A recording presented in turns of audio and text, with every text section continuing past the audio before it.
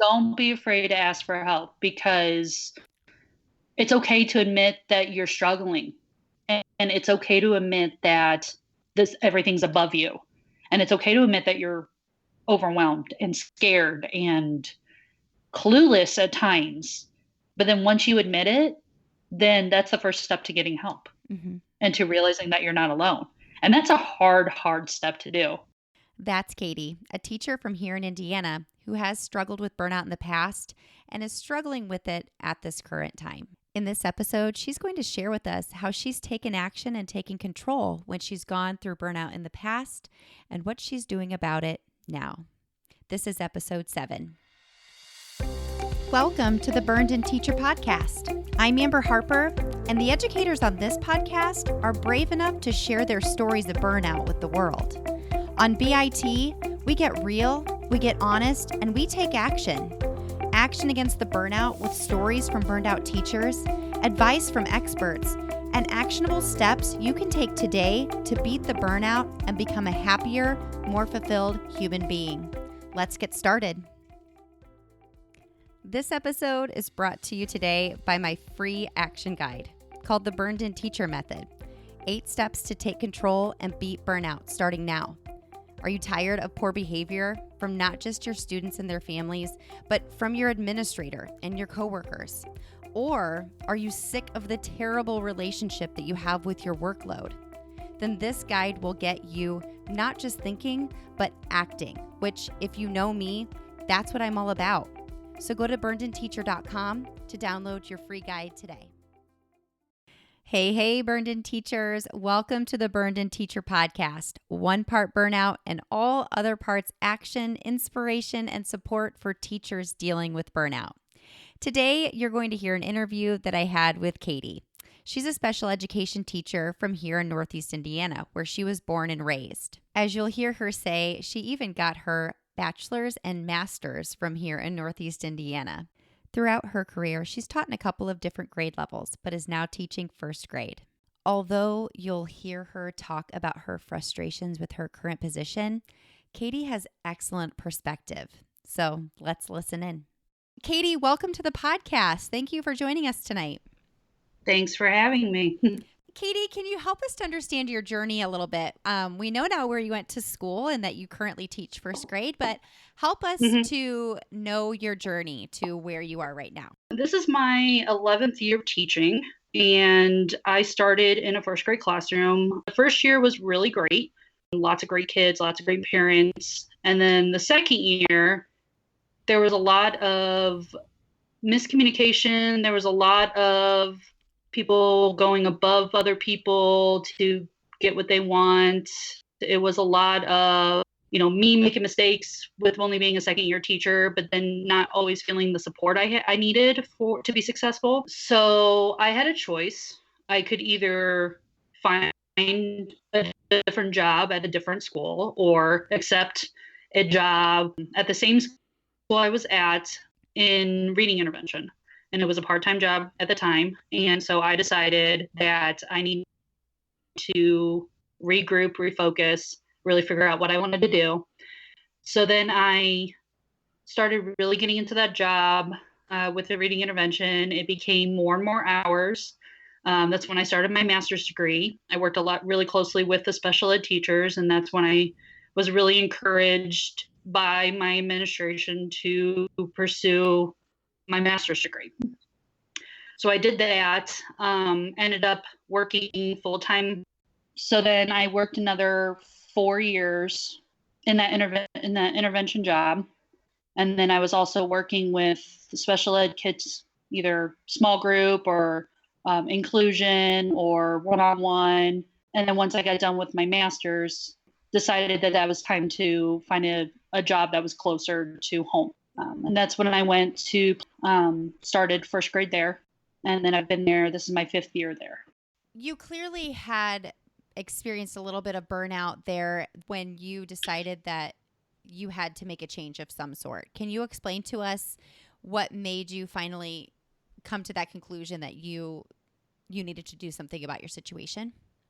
Yeah, my first year was actually pretty good. It was my 2nd year where I had a lot of pushback I had a lot of parents that weren't really supportive. I felt kind of alone in my struggles because it didn't seem like anyone else was struggling like I was Mm-hmm. with, the kids, with the curriculum, with expectations that the administrators had.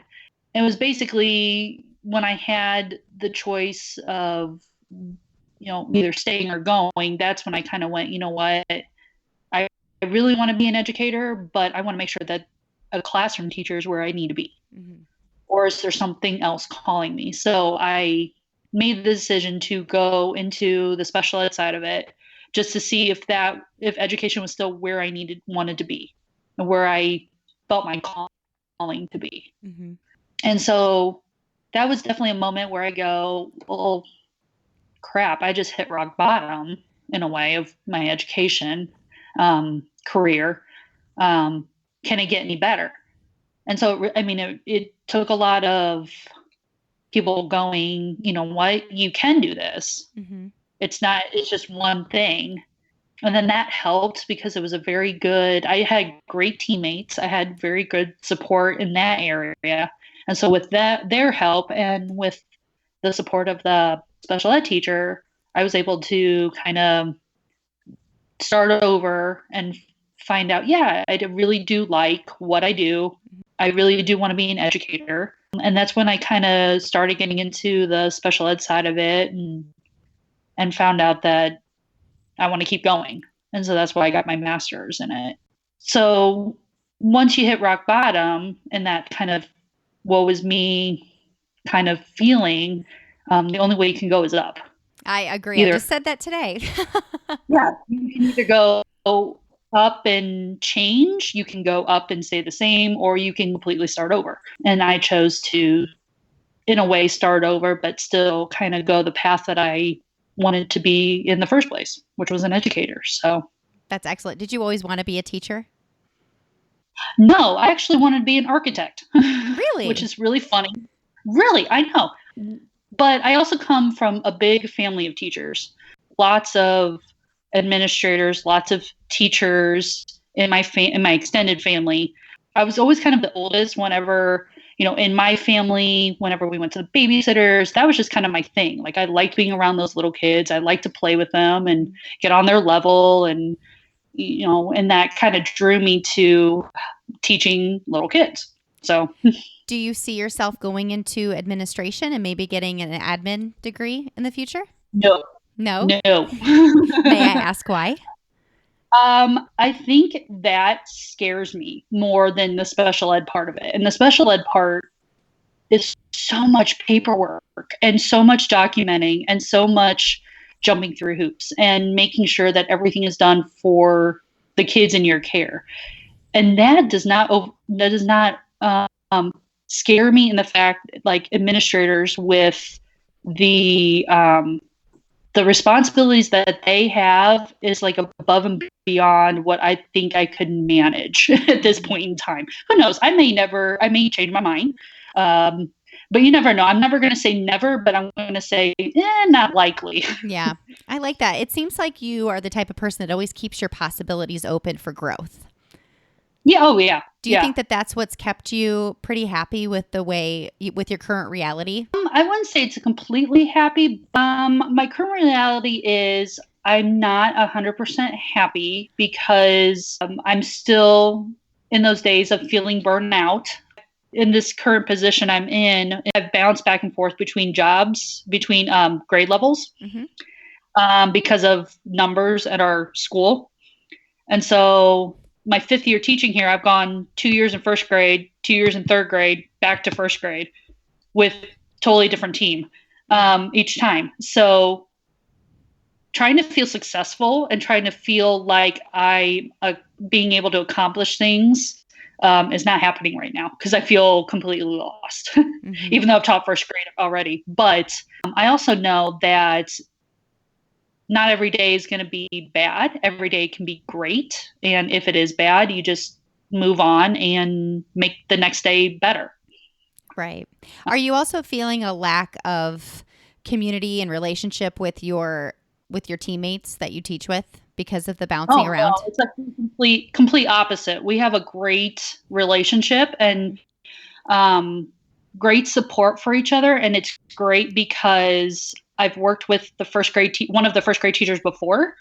And my other teammate is a kindergarten teacher that's now in first grade because of numbers at our school. Mm-hmm. So we're supporting each other. We're all kind of in the same boat. Our curriculum is changing.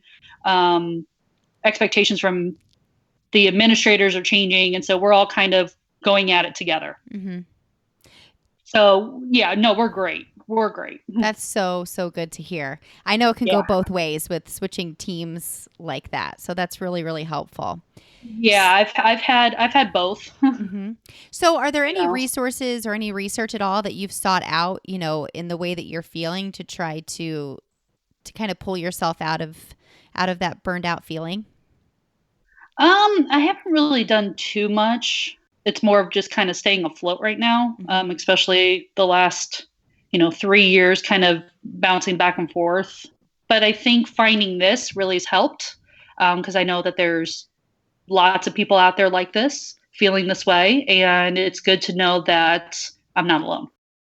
Hey, Burned In teachers, I want to take a minute to tell you about PrepDish.com, my secret weapon behind planning, prepping, and preparing healthy, delicious meals on the weekend for my family to eat during the week. For years, I've been telling all of my fellow teacher friends about Prep Dish and how it's saved me not just anxiety over what I'll cook for dinner every night during the week, but what my husband and I will have for lunch the next day at school. So since you're now taking control over your work-life balance and you're home focusing on time with your family, you can now have a healthy grocery list, prep instructions, and menu sent to you every single week, and you get to choose between a paleo or gluten-free meal plan. And here's what makes it so easy to use. A Google Doc is emailed to you every single week, and you know I'm in love with Google tools, right? So I save that doc to my drive for later use, and instead of printing out the actual grocery list, I use Google Keep. Either way, the grocery list is made, and I just take it to the store with me. We come home, I clean the vegetables and fruit, and then I follow the prep day guide. So I chop up all the vegetables, chop up some meat, I cook a few things, and within a couple of hours, I have all of the meals made for the entire week. This has become part of our weekend routine. And then Monday through Thursday, I have every single meal ready to just pop into the oven, put on the grill, or set on the table. It is seriously amazing. So jump on over to prepdish.com/BIT, and at checkout, use the promo code capital B, capital I, capital T. That code is going to get you $10 off your first year subscription. Again, go to prepdish.com/BIT and enter capital letters BIT as your promo code. I hope you try it, and I know you're going to love it. Now back to the show. And I actually just heard, it was someone on the radio was saying, especially when I'm not a parent, but if, when you're a parent and you have these young kids, you always feel judged and you always feel like everyone is criticizing you. But then when you put your experiences out there, you realize that a lot of people are going through the exact same thing you're going through. And that makes you feel so much better. It's the same way with education. It's the same way with any job out there. Absolutely. You feel all alone and isolated. But then when you get your story out there, you'll realize that, oh, no, I'm not the only one. People have gone through way worse than me, right. and have survived. Mm-hmm. So that's kind of where I am right now. So I'm really glad to hear that you have found, a little bit of, solace in the group and listening to other people's stories. And hopefully, the more interviews that I do, the more podcast episodes that I put out, someone somewhere will say, oh my gosh, that teacher sounds just like me. And they did this thing that I haven't tried yet. So if you could offer one piece of advice to a teacher going through burnout, what would it be? Ask for help. Mm-hmm. Don't be afraid to ask for help, because it's okay to admit that you're struggling, and it's okay to admit that everything's above you. And it's okay to admit that you're overwhelmed and scared and clueless at times. But then once you admit it, then that's the first step to getting help. Mm-hmm. and to realizing that you're not alone. And that's a hard step to do. I am not one. I'm a big perfectionist. I do not like to ask for help. But then on the flip side, I know that if I don't, it's just going to continue the way it's going. It's so true. Yeah. And so if you ask for help, even if no one comes to your rescue yet, at least it's out there. Mm-hmm. And you'll find a way. Tell us, if you don't mind sharing, Sure. Who is the last person that you asked for help, and what did you ask for help with? I just asked my parents for help because my washer and dryer died. That's a great analogy, because if you wouldn't ask for their help, I mean, clearly we know the result, right? Exactly. Right. So I love that. Right. That actually works very well for that answer. Yeah, so we actually have to go buy a new washer, and we're going to get a new dryer anyways. But yeah, our washer broke on Saturday. And so I'm like, Mom, can I do laundry? She's like, yeah. That's perfect. Actually, it was my dad. Yeah. And although it's a pain in the butt and it's a little bit of money, you're not going to have to deal with it for quite a while. I told you she had great perspective, didn't I? So if you couldn't tell throughout the interview, she and I had some connection problems, and we did get disconnected at the end. But she was so grateful to be on the show, and I was so grateful to have her. So my takeaways tonight are actually going to be quotes she first said, that I'm taking from our interview. Bottom and you have that woe is me feeling, the only way you can go is up. And she is so right. I've been in that place many times. Give me an amen if you have too, or if you're there now. The next quote she said is, not every day is going to be bad. Every day can be great. If it is bad, you move on and make the next day better. Again, what else can you do but move on? The third thing that she said that really stuck with me was, you feel alone, but when you put your experiences out there, you realize that a lot of other people are going through the same thing you're going through, and some way worse than me, she said. And she said they've survived. Another great piece of advice from Katie. And finally, because this fits the Burned-In Teacher mission so closely, she said, if you ask for help, and even if no one comes to your rescue yet, at least it's out there, and you'll find a way. And if you're here, you're finding a way. My tips today have to do with the perspectives of Katie. She clearly values two important things. She values self-worth, and she also values vulnerability. She's not afraid to ask for help. If you're in a place where you don't feel valued and your need for help is not being met, she's right again. You have three things you can do. You can either change, you can stay the same, or you can start over. And that's actually what Katie decided to do at one point. She decided to start over, and she was so glad she did. And the last tip today is keep your opportunities open. Katie knows that she's not married to the place that she works. And if it is not serving her values of self-worth and of the value of getting help when you need it, she knows that there are other opportunities out there for her at other schools as an educator, because she's decided that's what she wants to be. So I'll see you next week for another episode of the Burned-In Teacher podcast. Until then, take a deep breath. You are your own hero, and you just took another step into becoming a burned-in teacher.